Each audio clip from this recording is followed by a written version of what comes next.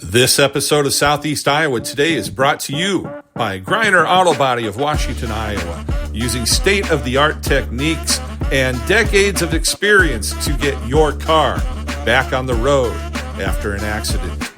Car Doctor of Washington, Iowa. No matter who Frankensteined it, they can fix and clean and customize it. McDonald Boneyard of Keota, Iowa for all of your farm equipment and auto recycling needs. For great food, it's your choice.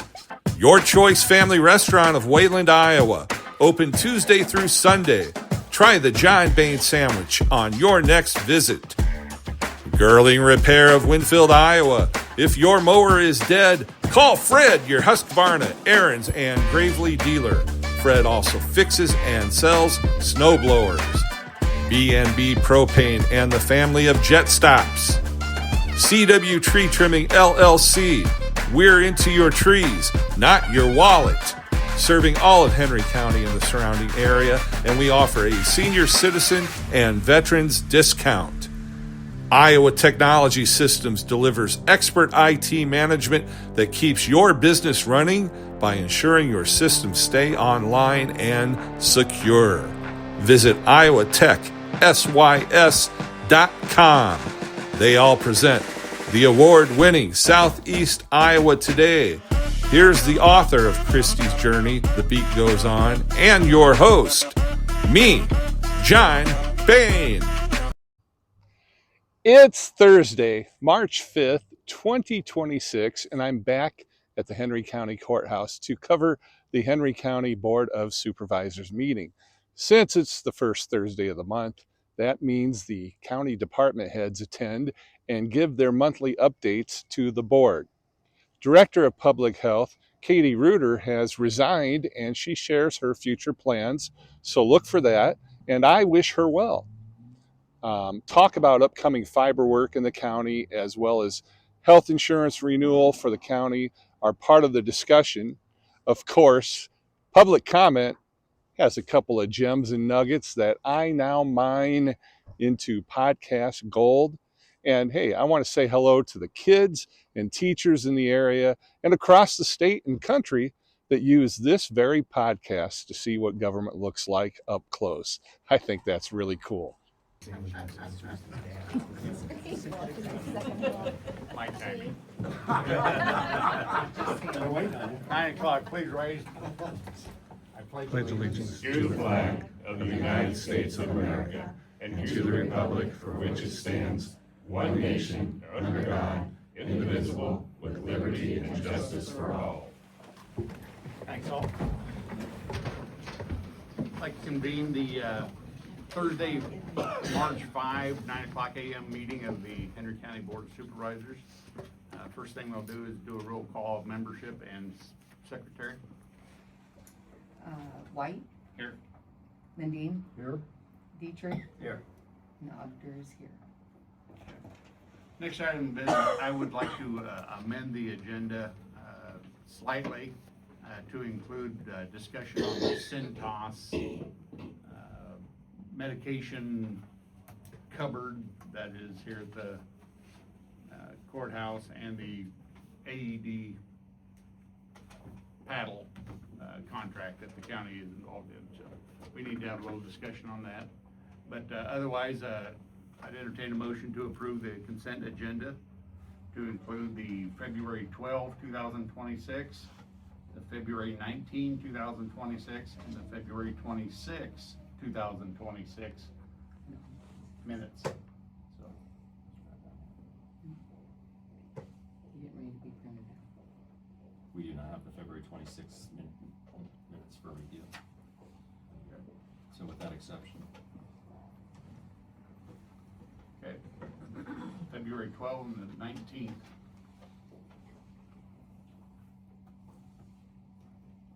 Would there be a motion? Are we going for the agenda or the minutes? Going for the Consent. The consent consent agenda. Those are both items. Yeah. Okay. There was a error on the 1 minute. It should be taken care of. Yep.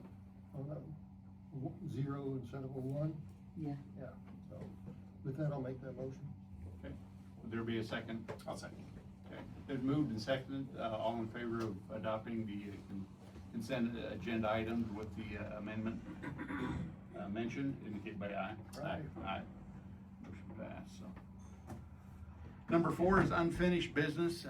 We have Miss Gina Parsons with Danville Telephone Company, speaking of the ARPA funding and the projects that have been funded by Henry County through the ARPA program. Yes, I'm Gina Parsons, General Manager of Danville Telecom. I've been at Danville for nearly 20 years, took the place of the previous General Manager, Tim Fensel, that retired in April. I have Mike Baker here. He's my Senior Sales and Operations Manager. He's the one that can explain the maps to you. I'm not good with geography. We're here to discuss the grant funds. Essentially, they're COVID relief funds, ARPA funds, that Henry County awarded us back 2020, I believe, 2021. $700,000 to build out to broadband out to underserved areas in Henry County. Underserved would be considered 25 meg download, 3 meg upload. The requirement is to provide 100 by 100, and we had presented a map previously that was in conjunction with a NOFA 6 OCIO grant application. We were awarded that. Due to some capital restraints, we had to return that award and reevaluate how we were going to spend the money in Henry County. I believe at that time, Tim Fensel spoke with you guys about still building as many homes as we could, underserved homes, for the $700,000. So I believe this is the map that was approved at the time, and he had up earlier a different map. That's what we're presenting here today.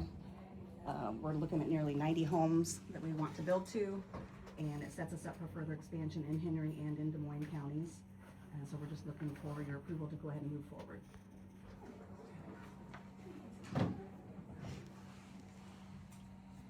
We're talking 90 homes, all within Henry County proper. Yes. And about how many miles of line does that amount to? Oh, I think it was roughly 5 miles. I'm gonna have to get the measurements on it, but there's another map, I mean, approximately. 5 miles roughly, Yeah, with drops, everything else. So that's pretty normal, it costs $7,800 per home. Well, when you're building this extensive route, it is. I mean, permits, everything. I mean, cost Equipment. for footage is expensive to put in fiber. It will cost more than Price for the 700. construction. So is this just the backbone that goes along the major routes, or is this? No, actually this will the be homes? to every home Okay. on this projected map with expansion. So it is to the home as well. Does that include the home connection, or does that just Yes, create a box there in front of their home, or It'd whatever? be a drop to the home. drop to the home. And then they'll be responsible. And if they wanna sign up, then they can hook up to it Okay. with speeds from 100 by 100 up to 2 gig by 2 gig. This is internet only. We won't have TV at this time. Internet and phone. So you guys are part of IMON? Yes, we merged July of 2025. So we are now an IMON company, and that's with their help, we're able to, set up for further expansion more than we would have been able to before, so. Okay. Any other projects in Henry County going right now? Yeah, we're still actively building in Mount Pleasant, in the town of Mount Pleasant. Hooking up residential and businesses now. The main construction has been done. We were brought in while that construction was going on, so now it's our job to take over and Yeah, we'll be kinda taking over the area. fix. It's our job in Danville to take over the southeast Iowa market. So IMON built out essentially same areas that we're in, Danville is in, except they just did it to more homes. We weren't doing residential in Burlington, West Burlington, all the way Fort Madison, Keokuk. IMON built a great network, handing it down to us to still manage because we've been here since 1901. They know we know what we're doing. And so it'll be our job to take care of Mount Pleasant, Henry County as well. And I guess I'll speak for the other people. I thought this project was gonna be done a little bit, not a little bit, quite a little bit sooner than what it is. The original visiting back and forth with them and that, I thought it was gonna happen like pretty directly. We were close to pulling the trigger. It was gonna be Moorfield Electric who's gonna be our contractor at this time. I started on the permit process, and then we had some personal issues with our old general manager. The merger came up, so we weren't sure if we were to start this pre-merger talks, you know, or while the merger talks were going on, if it was gonna come back and they were gonna try to return money. We were unsure of that, so we disclosed the funds to them, and now we have the blessing to proceed. Yeah, new year, new budgets are coming out, and they move quick, so if we get your approval, it will be done this spring, I assume, so. Yeah, they wanna start, they were wanting to call in locates already, permits and everything like that, but, I mean, we're projecting this build out, they're gonna have crews on it, building it all out at once, so. How long do you project that? This build out this area, I mean, maybe a month or longer. I mean, they're gonna put all hands on it. It's gonna depend on locates and permits and stuff, how quick we can move. But they're gonna start to finish on it and move as quick as we can. Because our county engineer's back here as well, so he's Yeah. obviously anticipating Yeah. some right away. Yeah, we're gonna tear it up pretty good. That's kind of. No, we'll work with them pretty well. I know you guys just did a big ditch remodel or a bank remodel going up to New London. I think we talked about some time ago, so the contractors have that in mind too, so we don't wanna leave it, we want it looking the same way it does when we got there. We don't wanna damage it, so we'll work with your part, or your group pretty well. And this is your build-out map? That's a projected build-out map of Main Line. The drops will depend on when we get there where the current surfaces come in, things like that. Okay. Is there anything you need to share on that one? You sent me that It's as well. the same Yeah, it's just overlay showing we that it's have. still underserved as of today, this area, so that we are using the funds appropriately to serve underserved areas. So off this piece we'll take it on from there on our own funds to go continue north and east and west, filling every home we can. The plan is to serve every home in the area. Obviously, it's gonna have to pass budget, but we didn't include going up to New London. I think that puts us, 3 miles south of New London-ish. Like she said, roughly 90 homes just in this pocket. And from there on, we'll expand further. Okay. Nothing here goes across the river, obviously, it's all. Not right there, no. Right there, it's on going right into Lowell from the east where Danville had stopped our fiber for that area. And then we'll continue up north, and then we can branch off west there, but south right now across the river, we're not projecting. Unless there's high They're not winds. afraid to go places, Yeah. so, we're going to Duluth, Lake Superior right now, Imon is, so they're not afraid of, river and water and stuff, so, And there's they're always a possibility. big at giving back to the communities we're in, so like she can speak on it, but. Yeah, well, the playground, I was gonna say, you guys just worked with the grant for the yeah, and conservation folks, right? we sure did, and then, the capital campaign, just worked with Rachel and them on that, we're contributing to that as well, so, Great. yeah. We're not just blowing through and leaving. And we're local, we live here, so, yeah. Come knock on our door anytime you want. So will you continue in office in Danville? We will, from yeah. now on? Mhm. Okay. And continuing as part of the ARPA agreement and everything, reports being filed with us. Yeah, so I believe that's, Reporting what's been expended, what's been done, kind of showing what we bought so far. Yep. It'd still be required and everything like that. yeah, we'll work with, I'm not sure who in your department we would work with, but we can provide them whatever they would need, absolutely. In a timely manner too, because it's, by 2026, I'm not sure the reporting timeline. Maybe the Henry County Auditor's Office. Okay, Yeah, okay. Because those reports for us are due this month, right, sometime around? no, it's nothing, they're usually due at the beginning of April, but April. we're already getting started on it. Yeah, and as of today, we haven't spent any of the money, so there shouldn't be anything to report on yet. Okay, So the allocation's done, and you're Yeah. out there. Yeah, Okay. so now we know what to report to them, to let them know that it hasn't been touched. correct. Okay. Any other questions from you guys? No, it sounds like you're gonna do what we asked originally. Yeah, it just and- took a little longer, but yeah, we will. They We'll say get it good done. things take a little time, right? We didn't wanna blow through, we really wanted to pull the trigger on it and get it going under Danville Telecom, but we would've had to rush significantly, and when you rush these projects, it can And cause And problems. with Tim there, we had talked about the topography and the geology in the area and, you know, that part of it as well, but, we kinda knew a little bit that, you know, it's hard to trench through solid rock type thing and Yeah. whatnot, but as long as the process is moving forward, that's the You had end mentioned, goal. Morfeld was gonna do it originally, do you have a new contractor in there?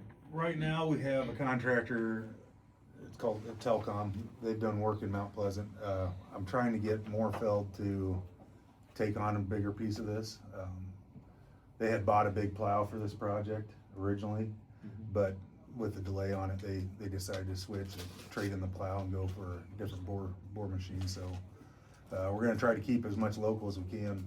We use Morfeld Electric, we use Overland Construction, that's always been our contractors, so.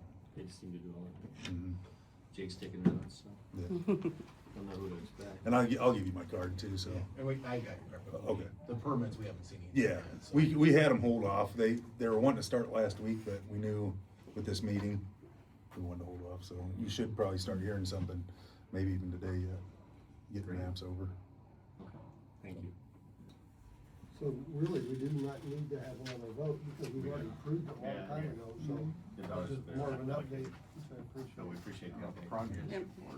And thanks for trusting Danville Telecom to do this project for you. So, Well, we have residents over there that need service and Absolutely. they want service. We'll get it to them. Thank you. Thank you. Yep, appreciate it.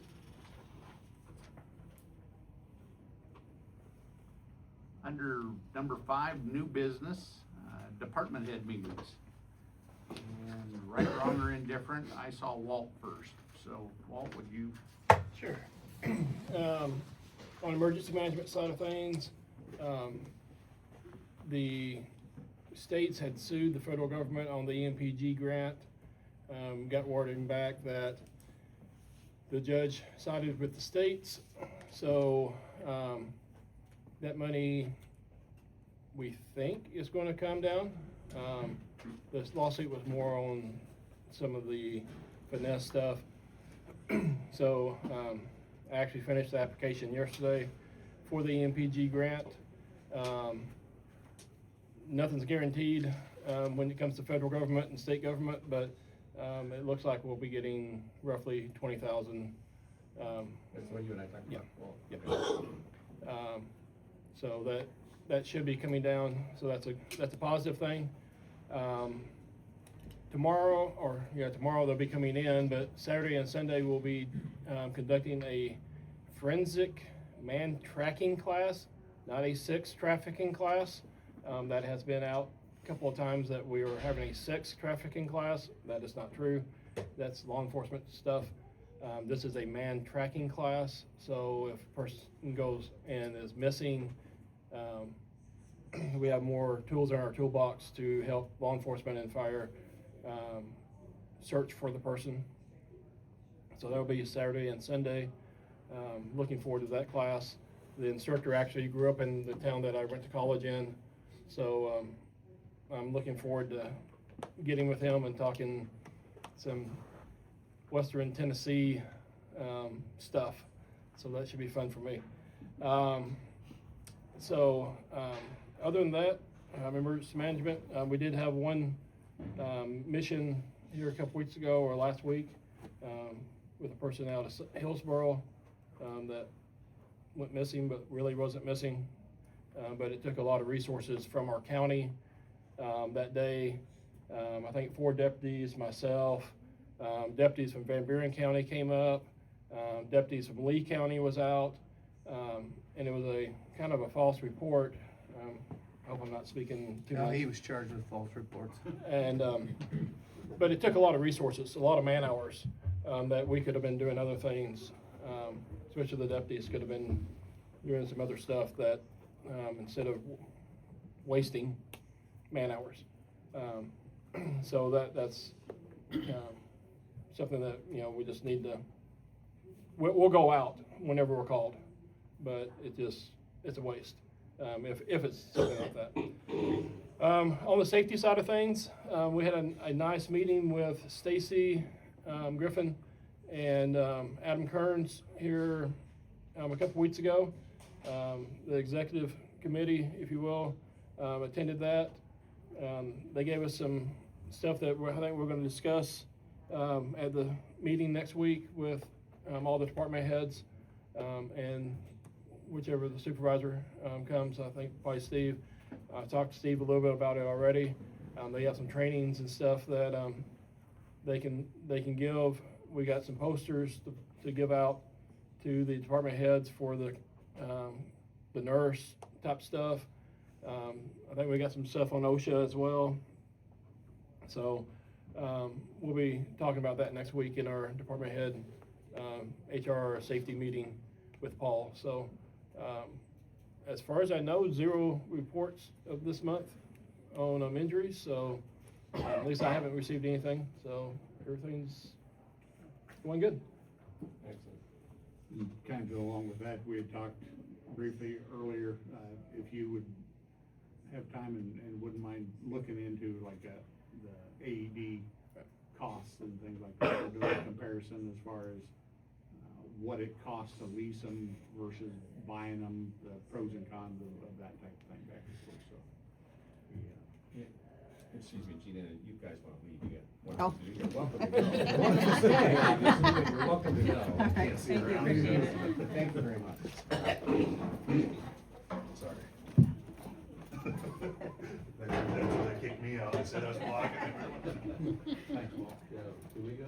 They look pretty, I've got other things to do, right? Katie, I saw your face next. All right, so for Board of Health report, the Board of Health met last on February 11th, and we're planning to meet again next week on March 11th. Statewide influenza activity remains very high. We're also seeing high levels of RSV, moderate levels of COVID-19. We haven't had any schools reporting greater than 10% absences in our county this week. Last month, we finished up our Stepping On Fall Prevention class and also our Walk with Ease class. It's a group that we have walk on Mondays, Wednesdays, Fridays to help with mobility and also arthritis. And we're really thankful. We've had really good participation in those classes. We have waiting lists for those classes, and it's just been a good way to kind of help reduce the number of falls, people going to the ER for falls.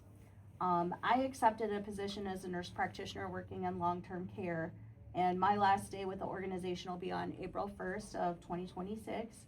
And I just really truly appreciate the community's trust and support during my time at the health department, and we're already working on our candidate search and trying to get a smooth transition plan in place. So thank you all for trusting me with your care.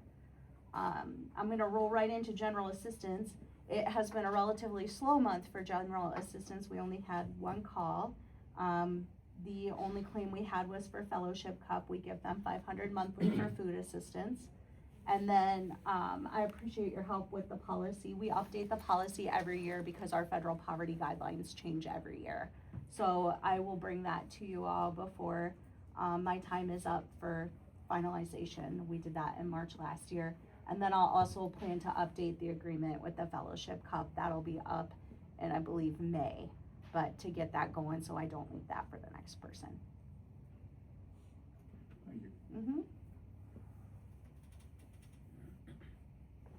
Jake? Yeah. So we got some rain today, a little bit this morning. We're expecting some more tomorrow. And just kind of an update as far as gravel roads. We've been doing a lot of blading, working on the edges with some sod and stuff. So some areas are a little rougher than others. As this stuff gets worked in, the roads will definitely improve on that.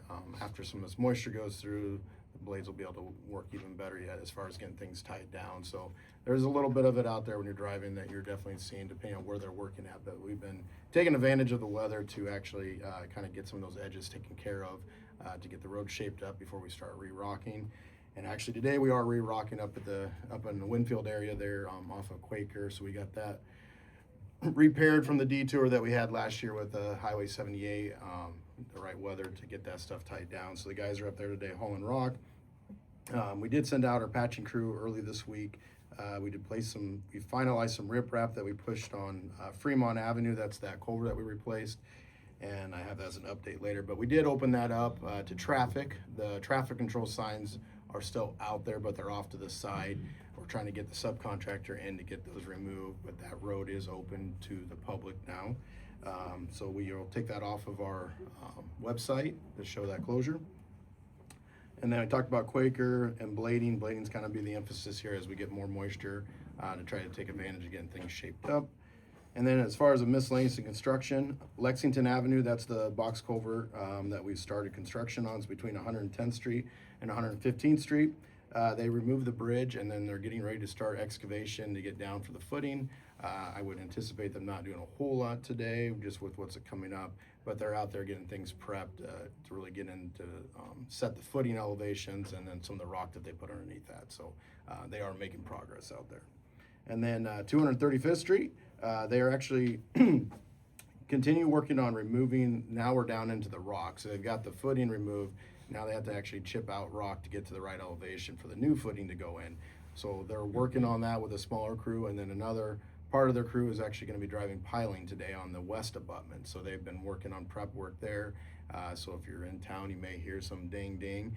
That is them driving the piling for that west abutment. So again, they're hoping to get that in, and then by that time they get those piling driven, they'd be ready to start working on that footing because they would like to get out of the ground on that first footing. So other than that, it's going well. A couple other things here. Support letter. We'll be talking about that with the resolution for a grant that we're applying for with the Miller Meeks grant. And then getting your guys' support. This would be the third time that we're trying for this project. Hopefully this is third time's a charm, but we'll find out.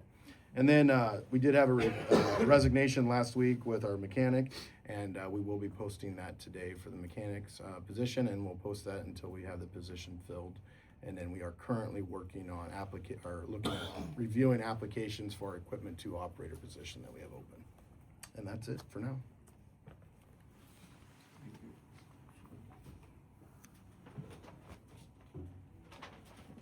Nate? Yep. So Assessor's Office, we had our second conference board meeting February 24th, and my budget was adopted that evening. So I got my budget finished, finalized that. Working on finalizing 2026 values. Have to have those finished by April 1. Anybody that had a change in their property value will get a notice by April 1. Key days to remember: owners can request an informal review April 2nd through April 25th. And they can file a petition to the Board of Review April 2nd through April 30th. And the Board of Review meets in May for those petitions, and that's all I have.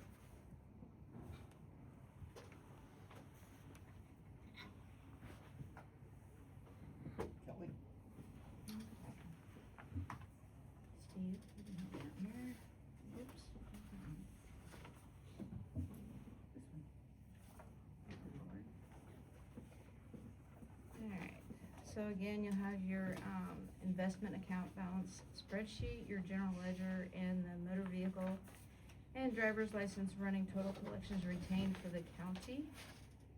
Yesterday, I think we talked about the ARPA funds, so I researched a little bit. And my research on the ARPA funds, which we received in March 3rd of 21, are as follows. The funds were set to be allocated by 12/31/24 and spent down by 12/31/26. Our beginning balance at that time was $1,937,915.50. As of February 24th, the balance was $153,405, which is shown in the general ledger. I believe another $26,000 will be coming off with the claims that are coming through, taking the balance down to $127,386. Interest received for the past few years from inception amounts to $99,986 plus the $522 for the month of February that I just received yesterday. Brings the total interest that's left in that to $100,508.66. Since I do not have access to the receipts, I can only estimate there is a balance of $26,878 that has yet to be claimed. I don't know if that's claimed yet or not. I believe you'll have a better understanding of what is left when the auditor gets done with the spreadsheets that they're compiling. How much was that dollar value again? 26? Which left? Yeah. 26,878.16.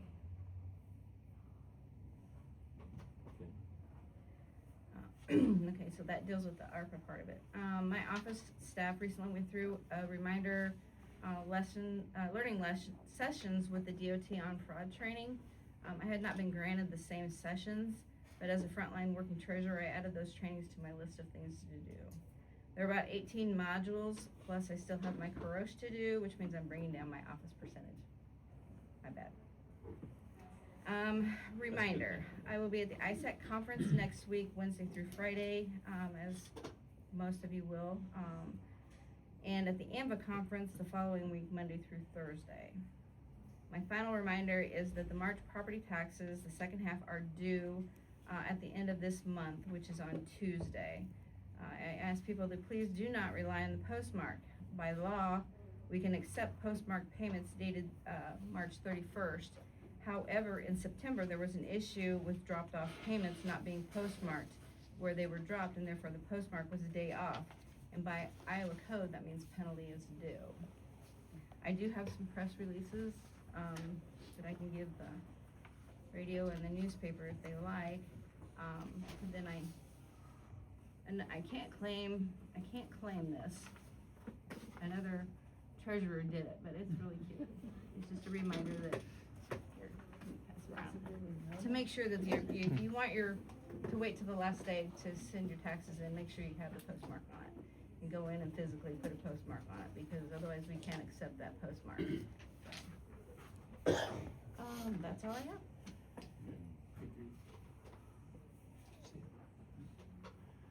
And Gunner. From the IT side, we're doing a refresh on some of our networking equipment. We got that in. We did some interviews yesterday for a number 2 in the IT department. Those went well, and I'll be working with Paul to finalize some details on who we're going to move forward with. But overall, we had some good candidates, and we're encouraged by the turnout we had. So going forward, what that'll look like is, depending on when they can start, whoever ends up with the position, we'll start integrating and working through some of those things, getting them onboarded, and we'll start making some headway on some of these other projects. How many people applied for the position? Close to 20. And that was on a variety of sites, our website as well as Indeed. Yep, variety. Yeah, we posted it here on the bulletin board outside. And how many did you narrow it down to interview? We did 6 interviews yesterday. That's pretty good. Pretty good turn.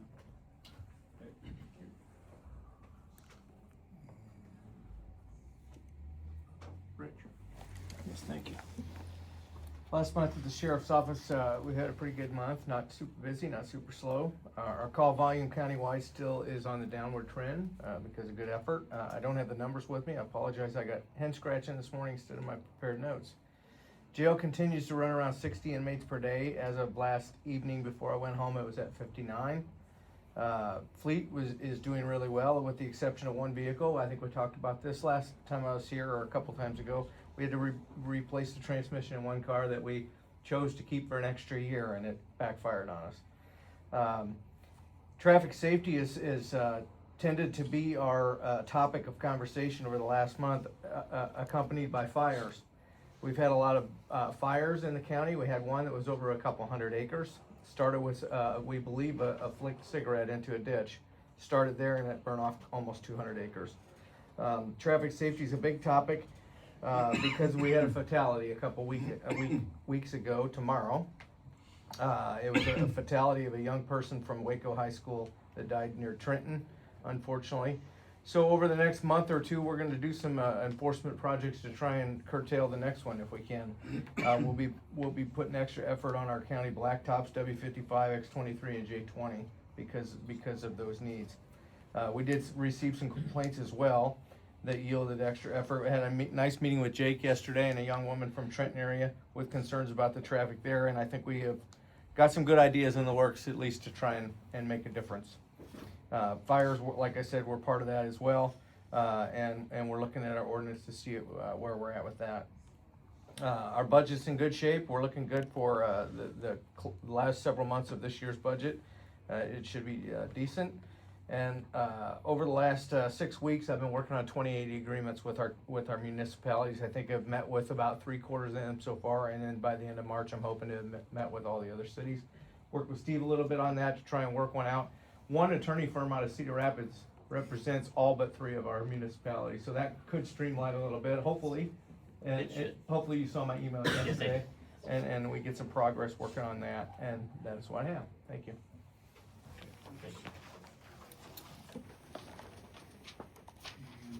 Robin? Yeah.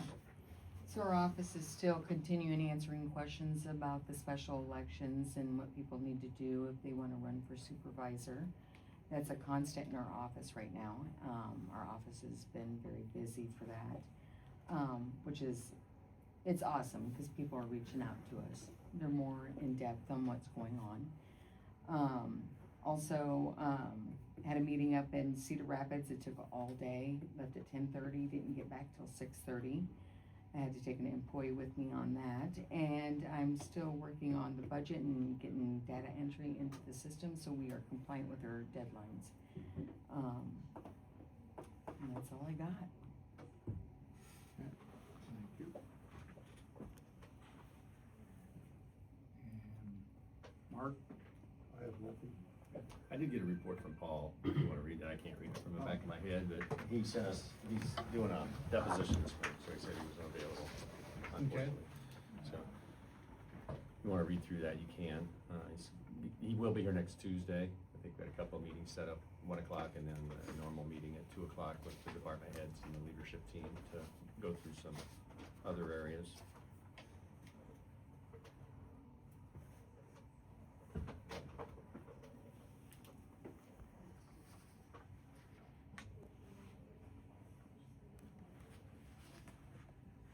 Forget anybody, department heads? Steve? All cases are currently being handled. No cases are falling through the cracks I'm aware of. We do need administrative support, and that's why I asked for discussion today. We plan on, do you want me to get into it now? I could go ahead and explain that if you want. Or do you want me to save it? Now, save it for a minute. We'll work down through that a little bit. So we'll try to keep it in order that way. So basically, everything's being handled. Okay. Jake, are you interested in going over your resolutions and motions now? Whatever you want to. Okay, if you want. Would you be able to email that to the department heads, what he's got for an update? Sure. Okay, don't go anywhere. We're going to take a quick break for an obscene profit center break and be right back. Sanity. It comes in handy when you need it, and Sanity Coffee House will serve it up through coffee and pastry like God intended. If the beans were any fresher, you'd smack them. Sanity is home of the Mad Cow and caramel knowledge. Low on energy? Try their Lotus drinks. Special frappes and iced coffees await. Hungry? Go for a whole hog or a porcalypse. And a mac and cheese wrap will satisfy. Always high-speed Wi-Fi, so pull in and get your Sanity at 104 South Iris Street, Mount Pleasant, Iowa. Pfeiffer Sawmill, your local home for kiln-dried lumber and affordable trailer decking to your specifications. All in Rome, Iowa, serving Mount Pleasant and all surrounding areas. Do you like to throw a hatchet? They've got your board. Call Ben today at 319-931-4544. You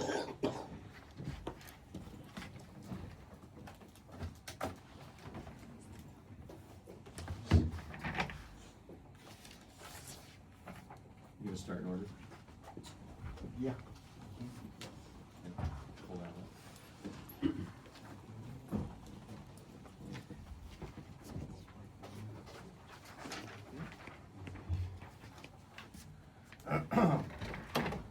Okay.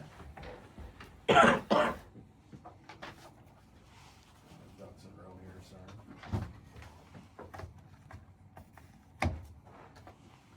Okay. First one here would be motion. Okay. First item here will be a motion. I'd like to entertain a motion for March 5th, 2026. number 8-2026-20, that permits be issued to Benz and Stevens of Oskaloosa, Blue Flame Propane, Let's, Blue Flame Propane out of Let's, Oak Ridge Services, Washington, Midwest Dust Solutions, Garden Grove, Southeast Dust Control, Danville, for application of dust palliative to Henry County roads. So moved, Mr. Chairman. A second. Okay, it's been motion second. You wanna unpack that a little bit? Yeah, so each year we request anybody that wants to apply dust control as a vendor to let us know, and then we bring them up for your approval. And this year we had two new ones, Midwest Dust Solutions out of Garden Grove, Iowa. Previously they were Heffron Services with the company that would come down here and apply. Well, now Heffron is selling their product to this individual that will be the one advertising for business, so everything will flow through Midwest Dust Solutions. The other one is Southeast Iowa Dust Control.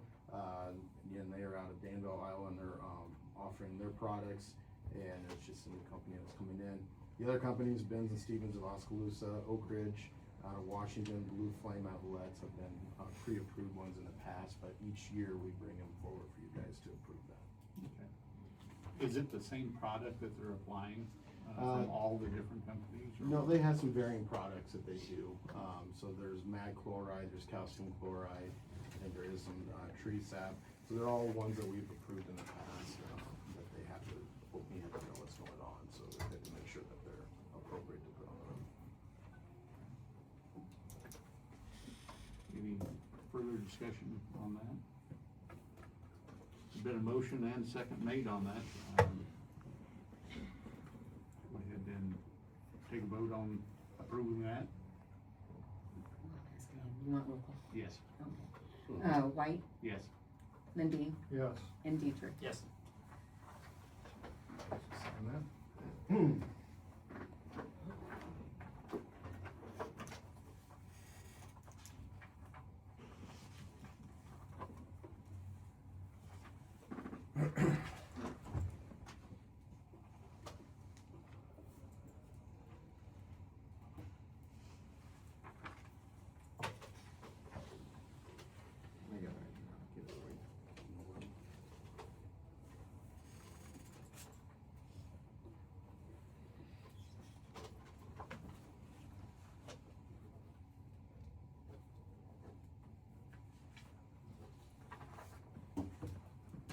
Okay, this next one is resolution 9-2026-20 in support of the Community Project Funding CPF Grant Program and Letter of Support. Whereas it is desired by and in the interest of Henry County to submit a grant application for the FY 2027 Community Project Funding CPF Program, and whereas Henry County plans to submit a grant application to be considered in the category of Department of Transportation Highway Infrastructure for Franklin Avenue W55. Now therefore be it resolved that the Henry County Board of Supervisors in session its 5th day of March 2026 hereby approves and directs the chairman to sign a letter of support for the FY 2027 Community Project Funding CPF Program grant application, and requests the county engineer proceed with the application process for the grant. Having read the resolution that Jake just read to us, would there be a motion to move forward with that? I make a motion to approve the grant application. Second? Second. Okay. The motion, and is there anything further you want to discuss on that, or? Yeah, I think it might be beneficial to know where we're talking about. So this would be from Oakland Mills Bridge going north up to the intersection of Old Highway 34. And we're looking at a resurfacing with asphalt, and that would include city initiatives as far as rumble strips, centerline rumble strips, some grooving, some 6-inch wide pavement markings. To go along with this project, we have secured $500,000 of T-SIP dollars to go to this project. So now what we're requesting is the remainder of this project to fund it so we can make this improvement on Franklin Avenue. And again, this would essentially connects from where we stopped at the Oakland Mills Bridge coming from the south, continues north up to Old Highway 34. And what's your estimate on that, dollar-wise? I think it's 2.3 million here. How's that compare to what we did south then? Quite a bit less. So south, we were right around 5 million. This, I believe it's, I think, Longer. 2.3 is where we're at. So we did have it higher. Originally, we were looking at doing some things different on that short section between 235th and North. We've scaled that back to look at just overlay and pavement paved shoulders on that. So we were going to look at doing some slopes, but just with cost, we didn't feel there's the dollars to move that project forward. Or at that scope. I think this kind of moved right along with the highway safety of W55 Franklin as well, so. Anything further, guys, on that? No. Everybody in favor of moving forward with resolution 9-2026-20, resolution, the CPF grant program for fiscal year 27? Roll call. White, Yes. Lindy, Yes. Dietrich. Yes. So here is the resolution to sign, and then we did draft the letter. It's very similar to the letter you guys used last time, and I tried to respond to this. Sign that.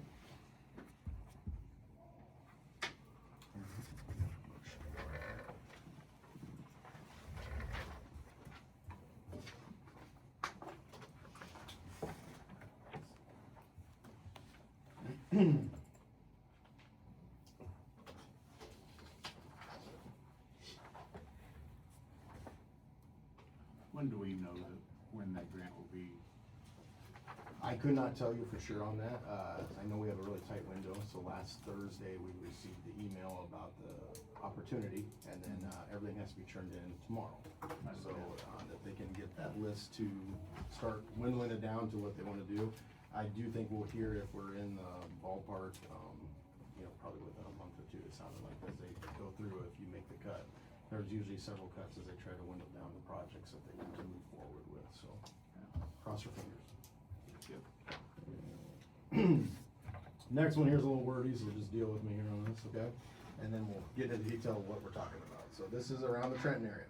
Resolution 10-2026-20.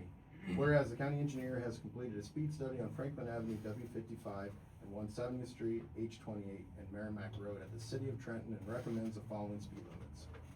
Franklin Avenue, W55, south side of Trenton, southbound and northbound traffic, 40 miles per hour, starts at 170th Street and continues south for 900 feet. 55 miles per hour starts 900 feet south of 170th Street.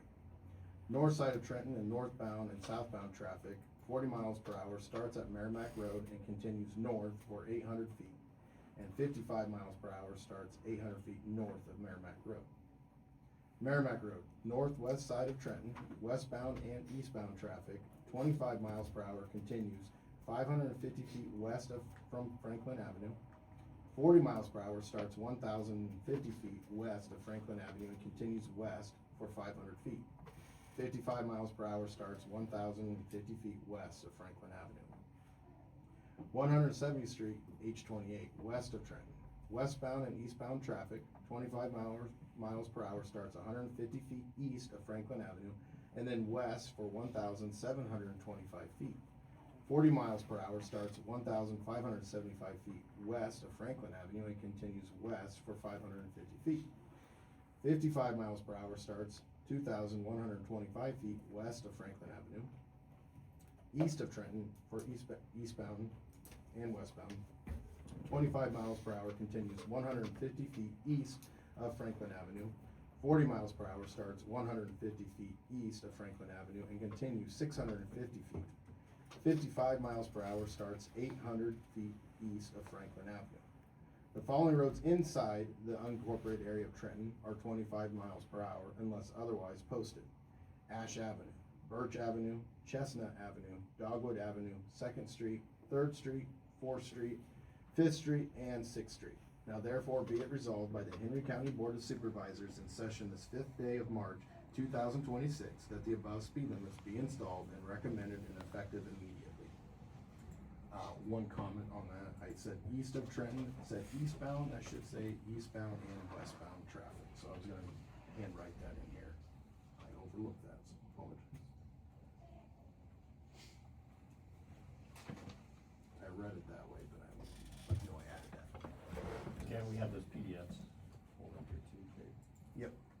So this, yeah, this actually explains whatever I just said, so if you guys wanna move forward, we can look at it in more detail. Having heard the reading of the resolution, would there be a motion to adopt that resolution as read? So move. Second.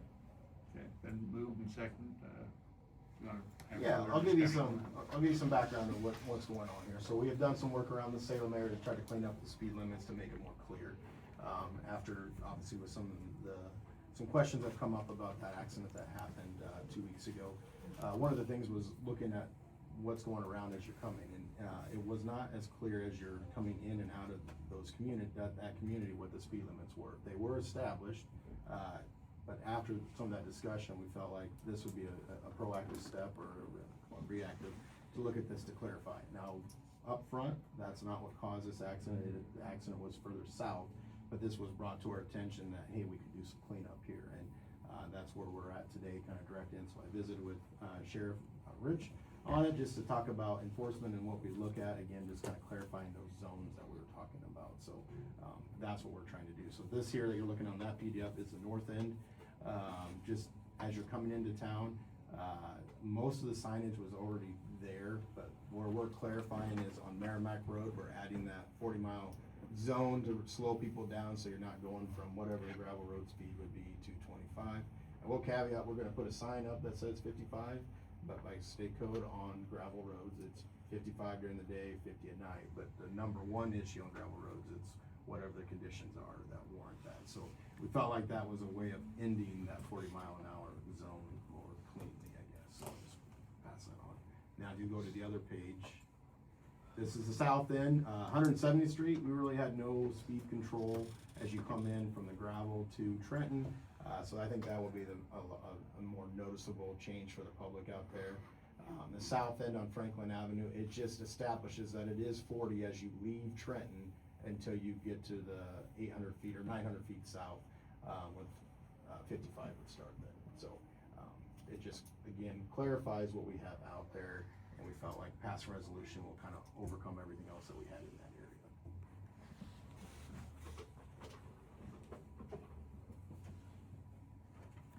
And you confided with law enforcement, and talked about that back and forth, and makes sense to law enforcement and everything like that, so.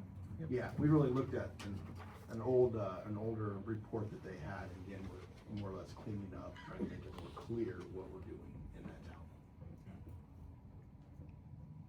Any further questions on that or anything? Nope. I'd call for a roll call vote on that as well, on resolution 10-2026-20, the speed limits involved in the Trenton area. White, Yes. Dietrich, Yes. Lindy. Yes. So the signs that I'm showing are what we were putting up. The rest of those smaller streets or the minor streets are in Trenton, because everything coming into those areas are 25. That's where everything will be 25, and that's what we were trying to clarify. So it's not that we're gonna have to put signs up on every street as you're in there. This is kind of treating it like a city, because most of the time in cities or residential areas it's 25. We're just stating that it is for sure that's what we want it to be. Here's that resolution. I think that is everything I had. Three support letter. We talked about the mechanic position that will be posted today. So, you guys have any other questions or comments for me? And Chad's got that letter to sign, and Yep. get back to you, right? Yep, we'll get that sent off. Hopefully for sure by tomorrow, if not yet today, if we get the rest of the letter. So we've had really good responses. That's been very helpful from the community, the ones that we've requested in the past. So we got a good list of letters of support for this project. Great, thank you. Yep. Thank you. I'll put a copy on your desk on both of those resolutions. Thank you. Next item is Miss Denise Ballard. I'm sorry? Acknowledge resignation. Okay. You guys could come on up still. They're just gonna make a motion. Yeah, I guess Katie talked about it a little bit before, I did skip over that. We would like to acknowledge the Henry County Healthcare Public Health Director Katie Reuter's resignation. We want to say thank you for serving the county thus far, and we understand your passion for healthcare and you're wanting to move on and get into that back into that. Thank you.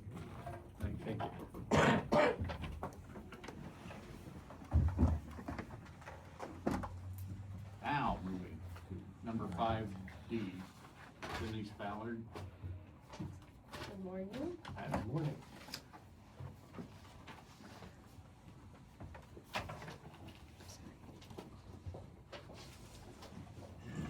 Thank you. Did you have a couple of? Thank you. Don't know who's that goes to, but. Okay, well, we had our, for those of you that haven't met, this is Danny Marlowe. She's relatively new to the IGHCP team, and is kind of job shadowing. So, we had our annual IGHCP board meeting, which takes place on the first or second Thursday and Friday of February each year. The IGHCP board meets in Des Moines, and we review the IGHCP renewal, and that was approved on that date, February 13th. So today I want to go over your upcoming renewal. I'm going to go over just a few pieces as it relates to the program, the trust, and then we'll quickly get into Henry County's rates. So on page 2, you'll see that we're currently serving 55 entities within IGHCP and 13,000 members, so that's 54 other groups that are joint purchasing health insurance and related benefits, all using partial self-funding to meet various plan designs and receiving lower administration fees or lower administration costs at the Wellmark level from Wellmark. On page 3, you'll find Henry County's savings analysis. So this is a picture of what your premiums have done since joining IGHCP. It's a benchmark of your family premium since inception. So you were one of the first IGHCP members. You collaborated with us, and we kind of built this program together along with 6 other entities across the state. So when you came in, you can see we reduced your total cost by 2.72%, but that data is pulling from that first line item where in the center of the page, you can see when the 2005 renewal, when you came in, we reduced your cost by 18%. But what we did was we took that savings and put it into a kind of a savings account or a reserve account to help pay for your self-funded claims. So, and then as you track your premiums year over year since 2005, you'll see that your insurance premium from Wellmark has increased at a rate of 3.36% over the past 21 years. We've increased your partial self-fund. That varies year over year. Collectively, we've increased that by 10.54% in that same time frame. The total change in your cost, the total cost for your health care package has changed year over year at a rate of 3.58%. So that 3.58% is indicative of your insurance premium and all fees and partial self-funding that you pay. Looking on page 4, you'll find the IGHCP loss ratio. So this is looking at the entire trust, all of the entities in the program. We take a look at how many members were covered under the plan in 2025 calendar year. So you can see that 5,000 employees on average, 13,000 members. Our claims there then for the 2025 calendar year were just $74,543,000. $80,741,000 was the premium we paid. That creates a 92.32% loss ratio, which is hitting the target. We expect to be between 91 and 93%. Henry County, you guys are running at 96% loss ratio. So during the 2025 calendar year, you had 111 employees covered under your health plan, 294 when you add their dependents and spouses. That $1.8 million number is the amount of money that was paid to Wellmark. So that went directly to Wellmark Blue Cross Blue Shield of Iowa. And then the claims that they paid in that same period is also that $1.8 million number. So this is telling you that Wellmark used 96% of the dollars you sent them was spent on your claims. On page 6, you're going to find your shock loss report or your large claims report.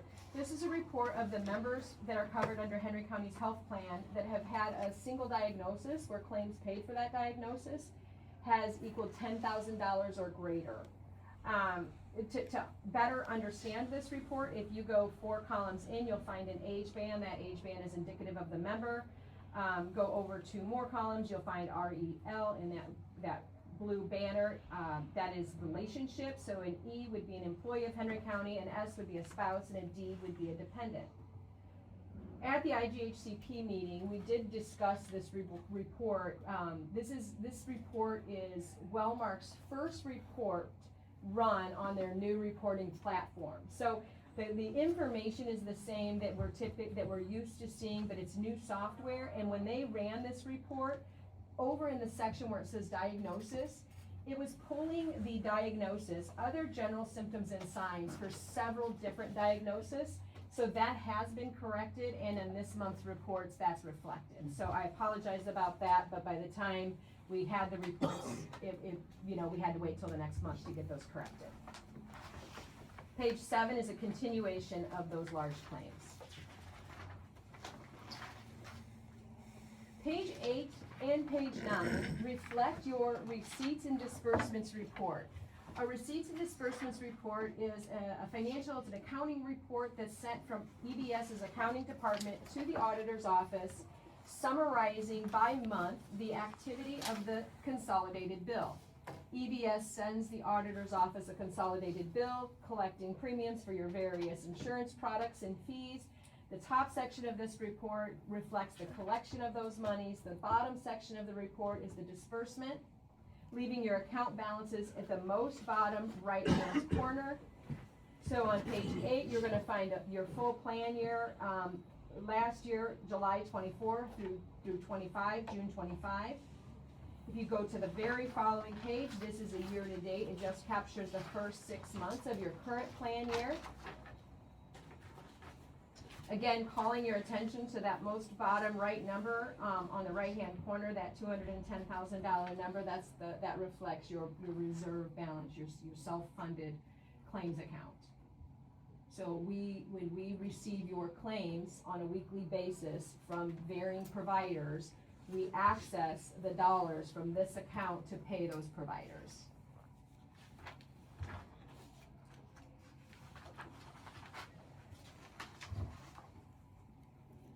On page 10 is your current set of benefits.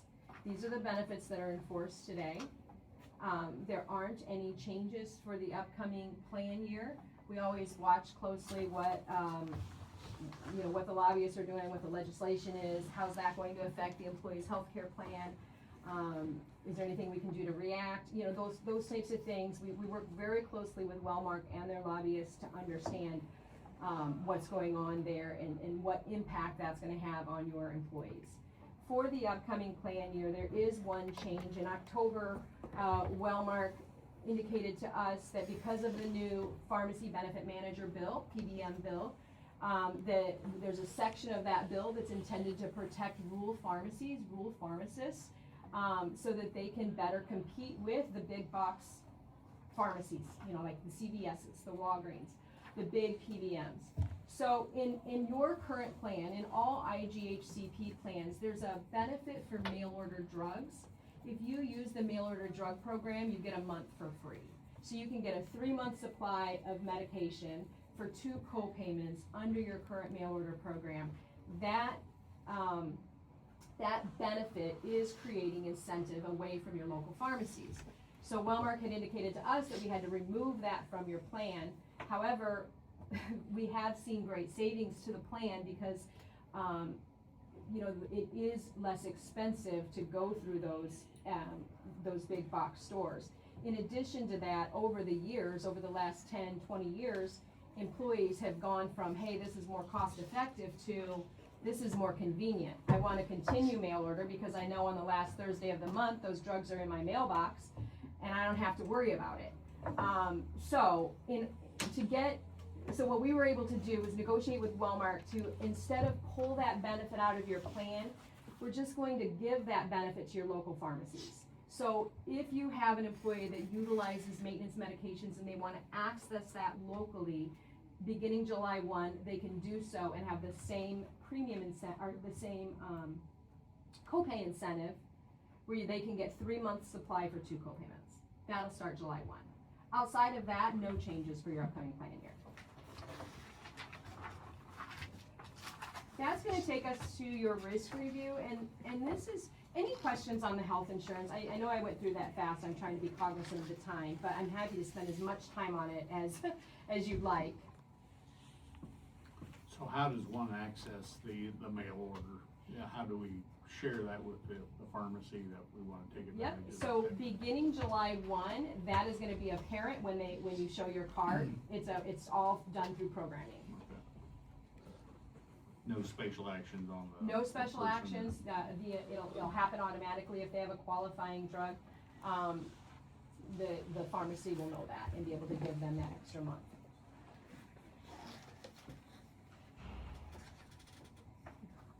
Otherwise, your plan's partially self-funded, so when you look at that benefit summary that we just went over, that section that is in gray, that's the employee level of benefit that they receive by participating in your health insurance plan.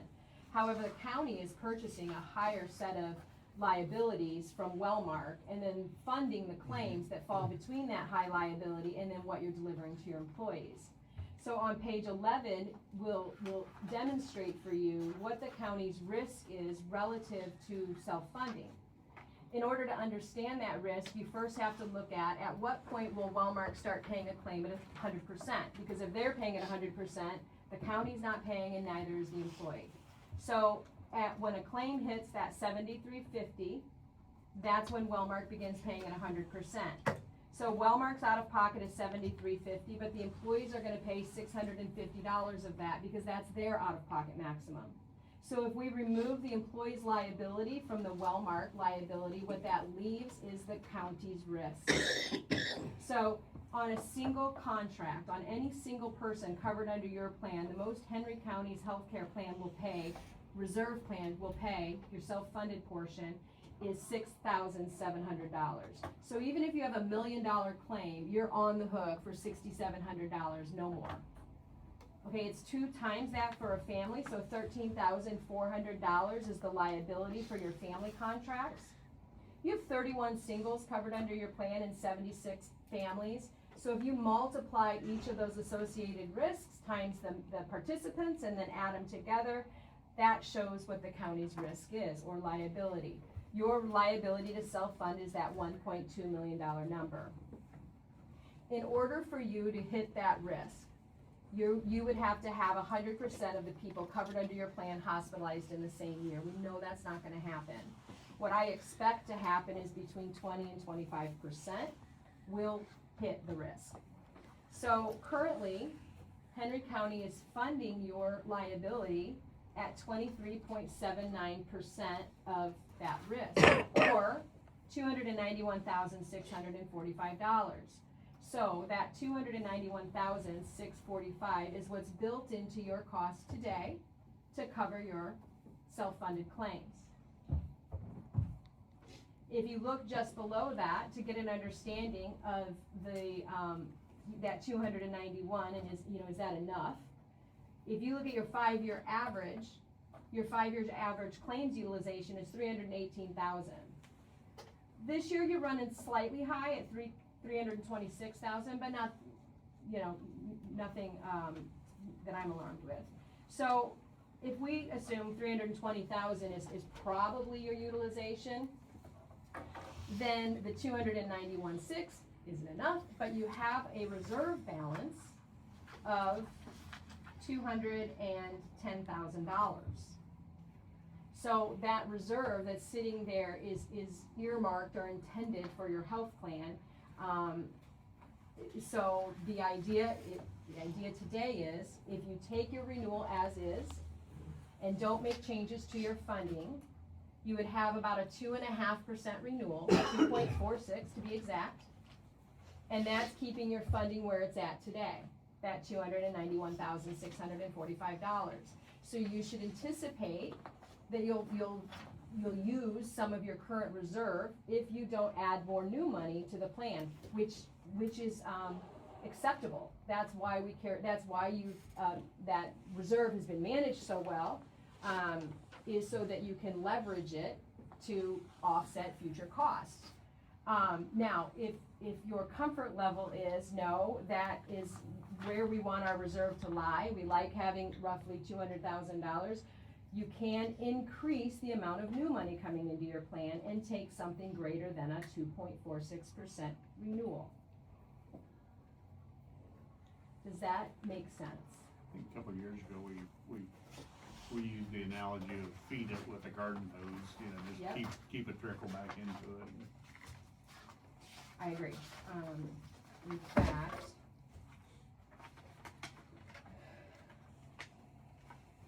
last year, we increased your partial self-fund by 25%. So you took a 3% renewal. That was your renewal last year, was 3%, and that can be found on page 3. But you took a 3% renewal, but the Wellmark renewal was 0. So the renewal that you took all just went to your fund, to increase that funding. So,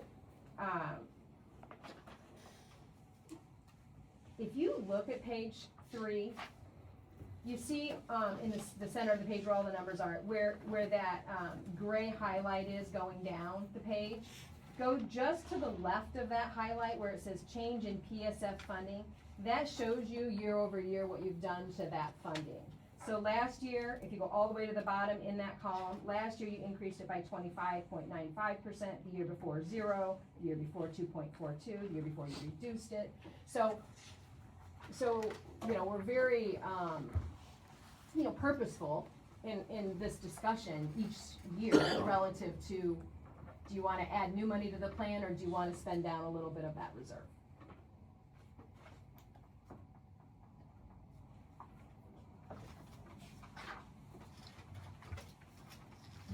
Your plan is certainly running at a pace where I would feel comfortable with the 2.46% renewal. For how long? Well, I mean, we don't know, but I know that. But we're eroding that reserve. You are. So again, this is your decision, you know, relative to how conservative you want to be in the approach. What I think you're gonna spend an entire year is $291,000. You have 200 in the bank, and you're gonna what I think you're gonna spend is $320,000. You have 210 in the bank, and we're gonna put another 291,645 in.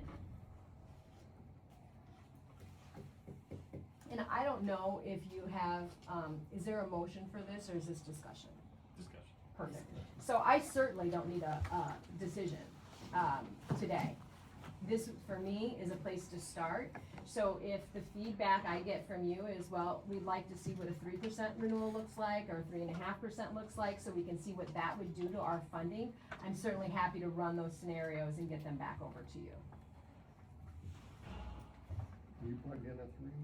I plugged in a 3. Or, whatever.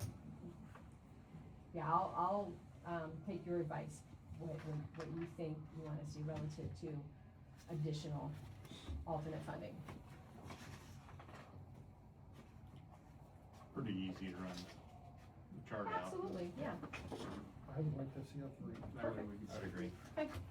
Since we're 2-4, Mhm. starting Yeah. with 3, so we can And see see how if that we backfills stay- the fund. Are we close to being level now? Okay, you bet. Yep, we'll get that back over to you today. That's quick and easy. Yeah. So on page 12, this is your renewal. So you are receiving from me today your renewal at 2.46%. With that said, if you look at the gold section on this page, these are your current rates. You can see we have them very transparent. We have them broken down by line item, so you can see where every dollar is going. If you then take your eyes down to the red numbers in the gray section, that's the only number that changed between the gold section and the gray section is the Wellmark premium. Wellmark's premium did increase, So I increased that number by 2.91%, leaving all of the other numbers the same, having a direct impact to Henry County of 2.46% over current cost.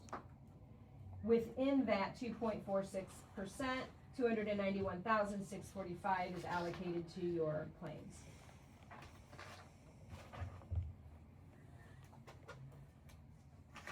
Your dental insurance came back with a pretty healthy renewal percentage, pretty healthy increase, 8% increase on your dental. We have this out to the market to quote. We anticipate, I think Jennifer said Monday. So Monday, all of our dental quotes, the dental's running high in a number of groups, so we're quoting several IGHCP groups. We should have all dental quotes in by Monday, and then we will report back to you with a benefit and a cost analysis on what we found in the market relative to other dental options for you.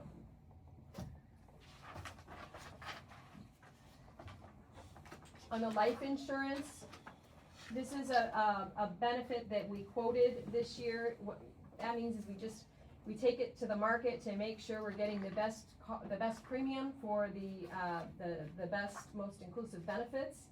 As IGHCP continues to grow, I feel our buying power increases, and so do those economies of scale that live within inside the program.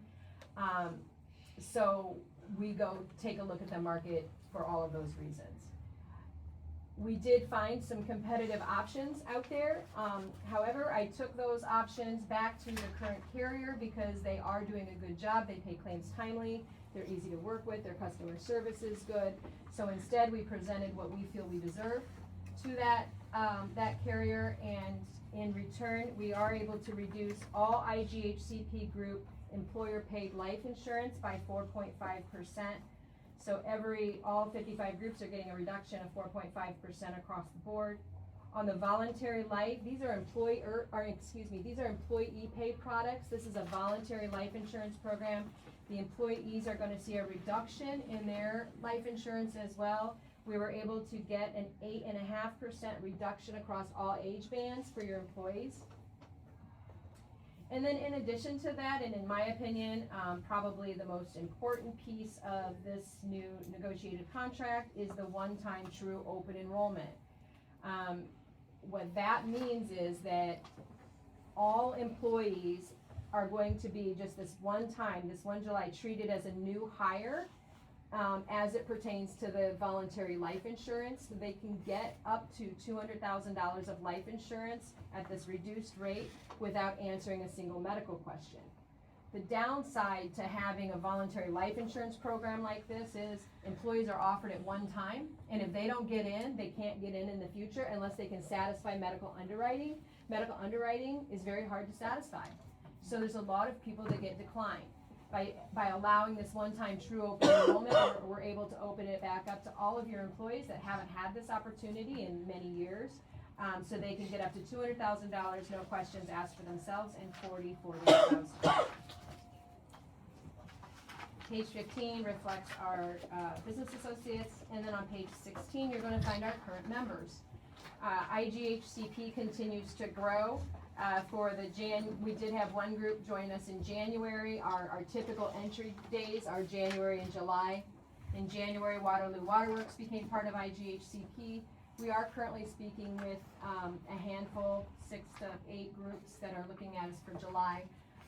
So I'll report back to the IGHCP board and advisory committee once I have kind of squared away who's entering and who's not.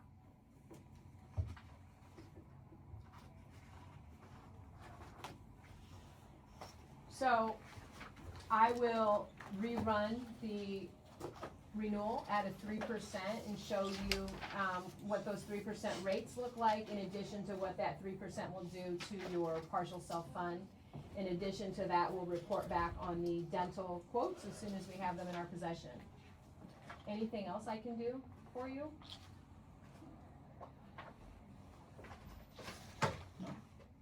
We'll coordinate. Okay, we will coordinate with the auditor's office as we get these things checked off our list so that we can assist you during your open enrollment. Perfect. Okay? Thank you. Okay, thank And you. that will be in May. probably. That's typically in May. Very well done, thank you. Yeah, appreciate it.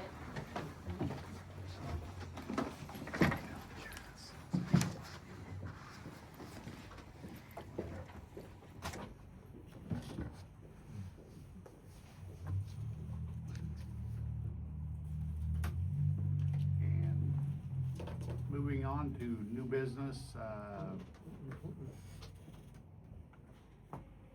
got one more, Go on, Lee. right underneath, under new business.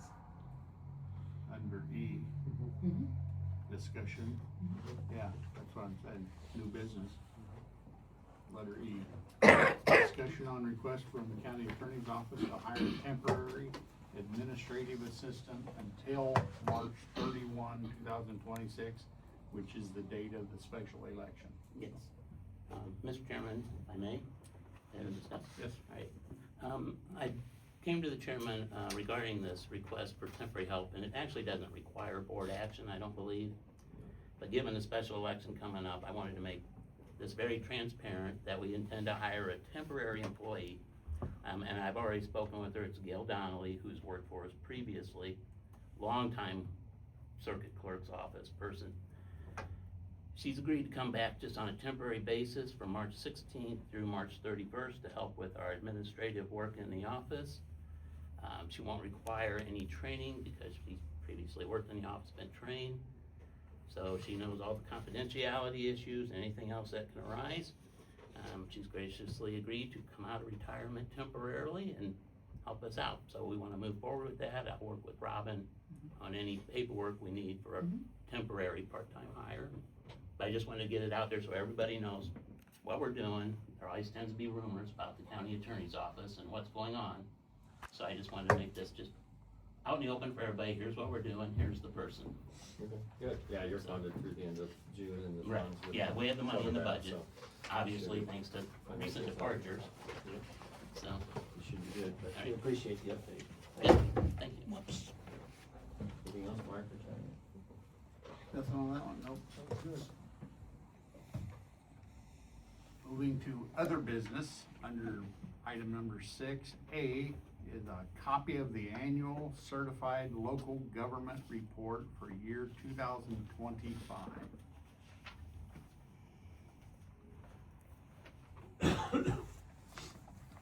That is put together by the Inter-County Historic Preservation Commission. It's a required report that they file, kind of outlining who's the members, what all has taken place, what they've done.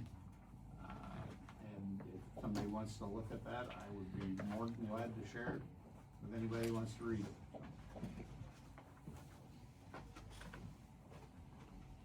Does there need to be further discussion on that? Oh, and the only question I might have in reference to that is, we had a couple of folks that were talking about resigning, right, from the You have to talk to board. them, I really Have you- don't know. Have you heard anything, Chad? No, I have not heard anything. Okay, we probably just need to follow up and see where we're at from a membership perspective. I can reach out to the listed membership here and make sure that all of them are, at least get with the chair and see if he knows any Okay. additions or subtractions or anything that might be pending. That works. Yeah, thank you.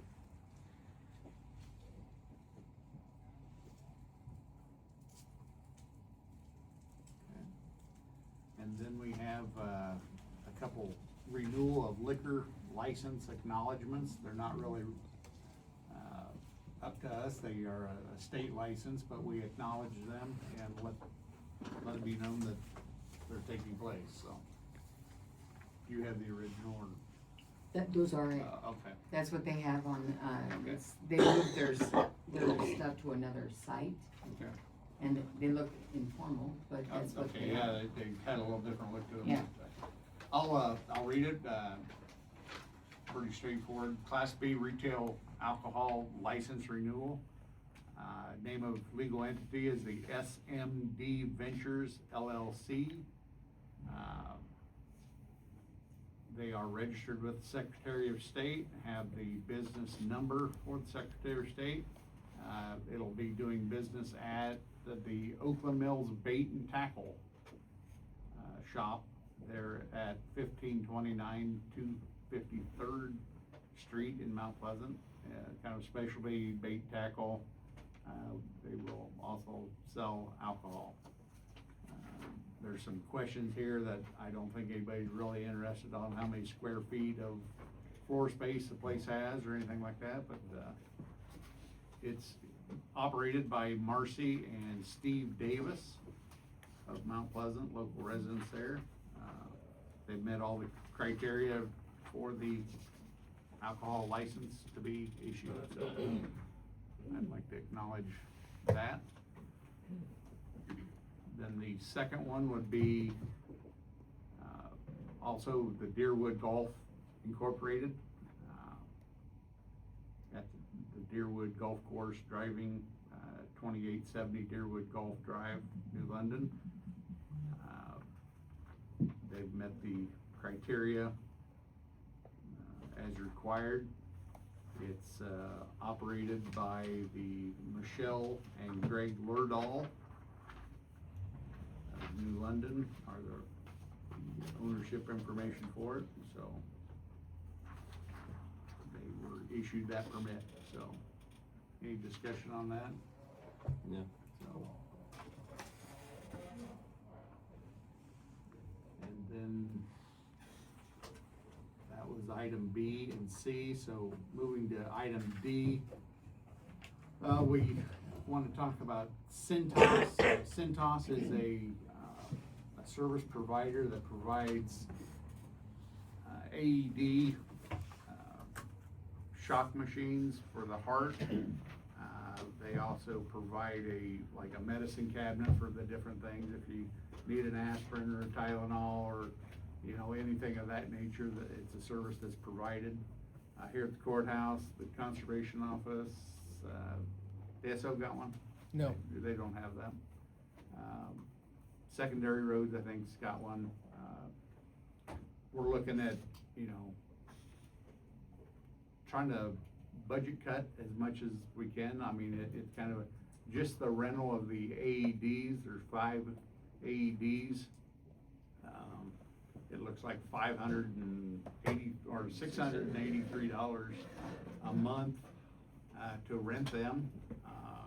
We want to look at buying them to see if that's a cost savings thing. It seems like that's pretty steep endeavor to hang on the wall and hope to never be ever used, but we gotta have them. They are a requirement to have, but we wanna have them. And then the medicine cabinets, we're looking at, for the simple Tylenols and antacids and things like that people might need. We're looking, Walt and Public Health, kind of looking together, maybe we can supply that ourselves, without having an outside vendor coming in and giving us $5 Tylenol, maybe we can get a 50-cent Tylenol type thing. I think the drive behind that was the medications are like $1,400 a month, right? Yeah, roughly. So it's a crazy number. It's pretty pricey.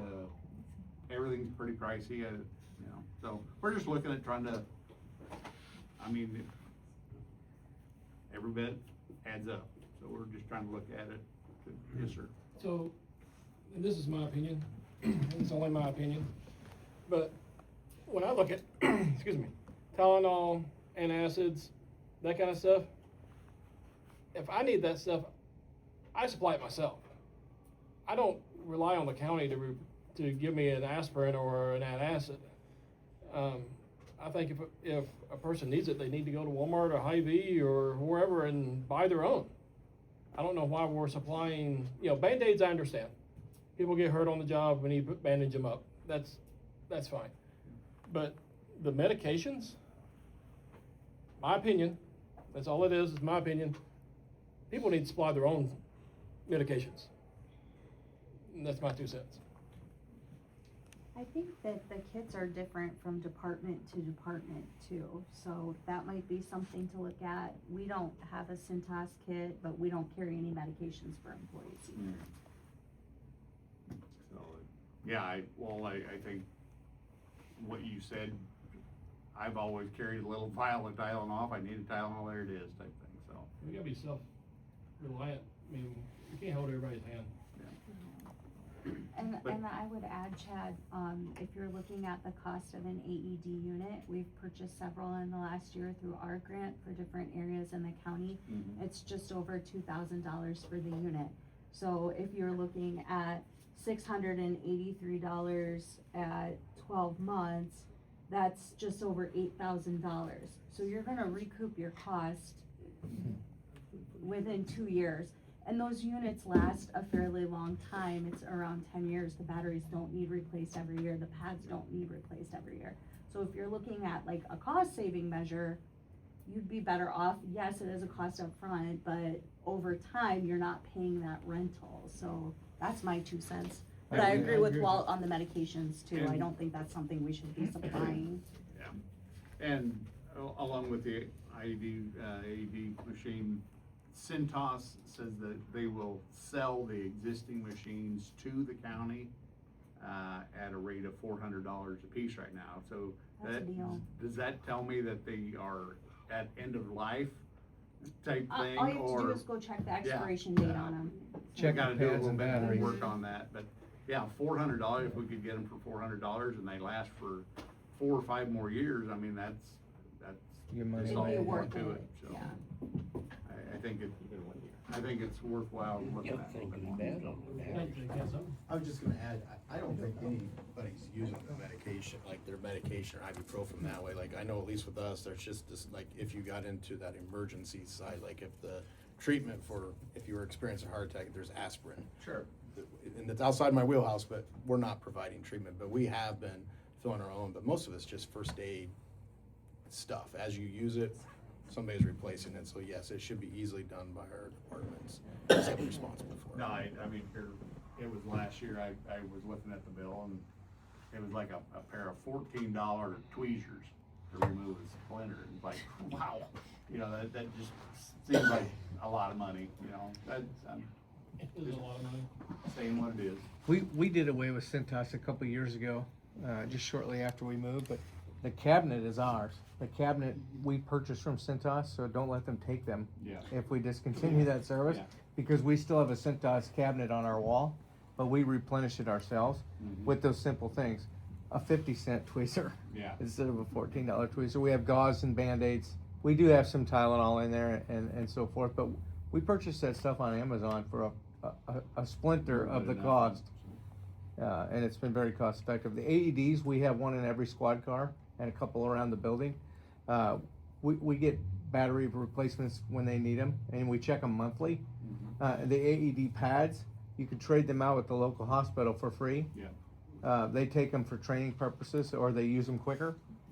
So if we have one that's coming up on expiration, we get it to the hospital, they give us a new one. Walden suggested that, you know, Yeah. get something that's interchangeable and in the quick connectors and that, and everything like that with the existing Yep. EMS service, that way you can plug and go and Yep. change them out like what you said. So, just a project. Yep.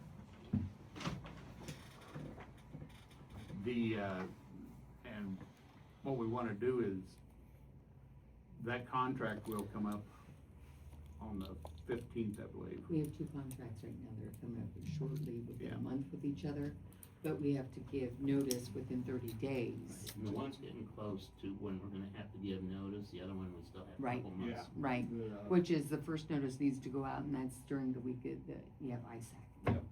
And So- the one that's getting closest, on the notice, the required notices given to them, I think is the 13th or the 15th, one of them days. During And, ISAC, yeah. yeah. So,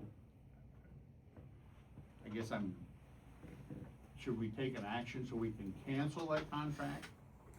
Or it automatically renews for a year contract length? If you don't have any response with them whatsoever, automatically it goes over to another renewal. Right, we have to get them written notice that we're not renewing 30 days before the contract expires. Right. And the couple that I looked at briefly the other day, one expires in June, but one expires in April. Yeah, And I don't remember so- the date, but that's the one I think you're April talking 15th, about. I think is when We're gonna have to get that notice out soon if we're going. So we have to do it So I guess by next week. I'm asking is that something we need to move forward with? I would think so, at the cost of $20,000 roughly a year with with everything combined, it would be a great opportunity to do some cost savings and better manage our money. We'll get something put together, and I'll make sure that it crosses the timeline, and then we can get out of that. Is that something we need to take a vote on, or just say it's a done deal? Yeah, I don't think it's as great a thing, yeah. Any committee updates? I had none. I have a Russ meeting next Wednesday, and then I'll probably attend Katie's Board of Health meeting as well. Since it's the same day, and then I'll probably Thursday, Friday, then we go to ISAC. We have a meeting on Tuesday, right? Next week? Yep. Public hearing Tuesday the 10th at 1 p.m. Public hearing for what? That's what I've written on my calendar here. I have nothing. We talked about having a meeting, but we Meeting have the at 10 junior o'clock. leadership team here at 3:30. 3:30. That's what you're talking about. Okay. That's already hung up, but I don't know about this other meeting that you guys are wanting to do. Do you guys wanna do it Tuesday?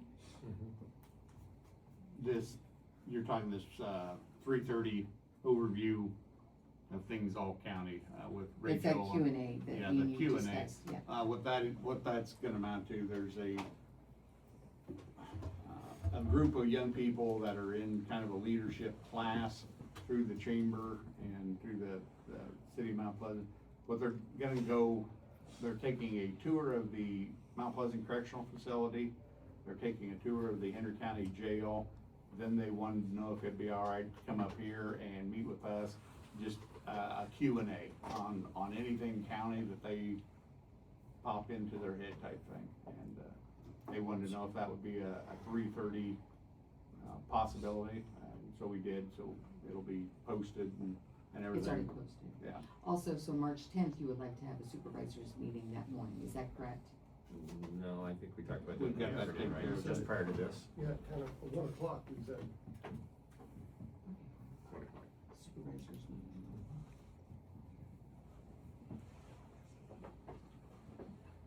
But, yeah, the 3:30 thing, it might last 20 minutes and it might last half an hour, who knows? But it's gonna be a Q&A from those people. Okay. Anything further on committees? No. And like Steve, where somebody said, we're gonna be at ISAC the 12th and the 13th, or I will be at ISAC on the 12th and 13th, for those days. I think most of the elected officials will be there. Is that, you guys are going up with the treasurer's group? Wednesday. We actually have the treasurers meet You're on going, Wednesdays. and, are you going up, Jake? For part of it? Thursday. And I'm sure the recorder's going. Yeah, okay, so a good number of elected officials will be at the ISAC spring conference. It's a spring conference, it's kind of it's a good networking, learn what other counties are going through before you gotta reinvent the wheel here and that type of thing, so it's, I think, good training to have. Nothing more? Okay, yeah, that's the next item. Number 8 is public comments. The note here, the board welcomes public comments on items not listed on the agenda. You are asked to state your name and address for the record and limit your comments to 3 minutes per person to allow opportunity for others to speak. So, any thoughts? It's interesting to listen to conversation here on your medical kits and Band-Aids and everything like that. School bus drivers, motorcycle riders have one thing in common. Number 1, they carry Band-Aids. Number 2, you always run into some bad chicken somewhere, so you gotta take some Imodium with you. And you'd be surprised what kind of medical kit you can make up of what you carry in a motorcycle with a bungee cord, a road atlas. You can splint an arm. Matter of fact, I used to put on classes at the local Harley group of what you could do for first aid. So, yeah. That's true. And I think buying your own IEDs is only the wise thing to do. makes some sense, so. Leland Graber from Green Mound. I'm not. That's on Merrimack Road, by the way. Okay, so that's not funny, Bob. That's where I'm at. And every week I run into people that watch the videos and they can't wait for the next one. And they credit the Watchman and of course John Bain, you know, for making that available. And they just cannot believe that all this corruption that's been exposed has gone on for so long right under our noses. But anyhow, one person told me, just the first of this week actually, that when Tim Leafy came in here and scolded the Watchman for the chaos in the courthouse, said that was very low class. And said you could expect, you know, like daddy like daughter, whatever, I don't know. Anyhow, I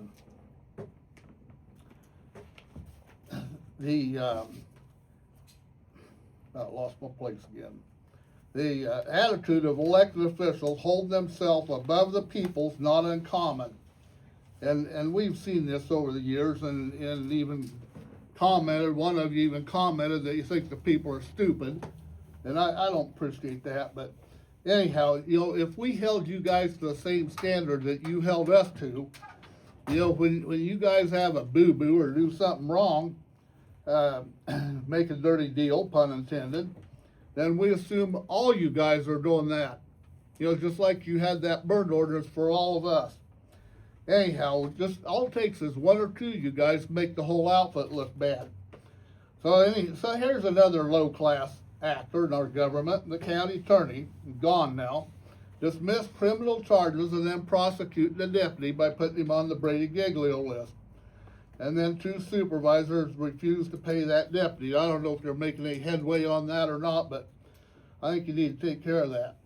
One other thing, I cannot understand how you guys would even think about giving our auditor, Robin Dietrich, a pay increase while we got this, the results of the audit that's not made public.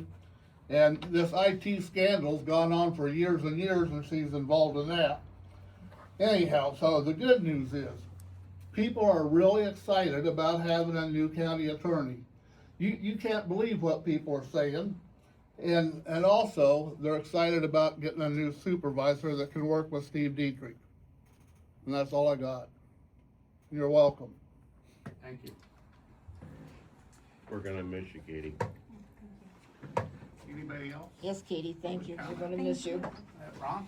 Ron Wise, 210th Street. And I would like to thank Jake and his crew. They did a nice job on 210th.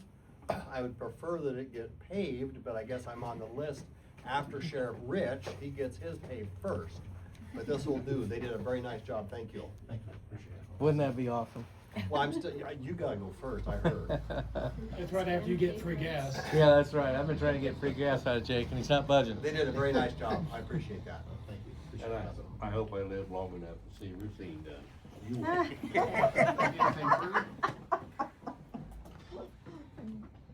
Nice. Me. Anybody else that got missed? Closing. Hey, you know, you mentioned some young people, and I did forget to mention that I know students and teachers watch these videos and they discuss them. And that's a good thing because these young people can see what happens, you know, to our government, you know, when we don't keep an eye on them, you know, how the government loses sight of the mission, so to speak. So, yeah, so we got young people watching it. Good thing. It's a good thing. Entertain a motion to adjourn. I make a motion to adjourn. Will there be a second? Second. All in favor of adjournment, indicate by aye. Aye. Well, that's a wrap on this week's Henry County Board of Supervisors meeting. What have you learned? Please share in the comments below and give this episode a like. Follow and subscribe. It is free. Thanks for watching, and thanks to my sponsors. They are, of course, Griner Auto Body, Car Doctor, McDonald Boneyard, Your Choice Family Restaurant, Girling Repair, B&B Propane and the family of Jet Stops, CW Tree Trimming LLC, and Iowa Technology Systems. I'm your host, John Bain. Stay friendly, Southeast Iowa.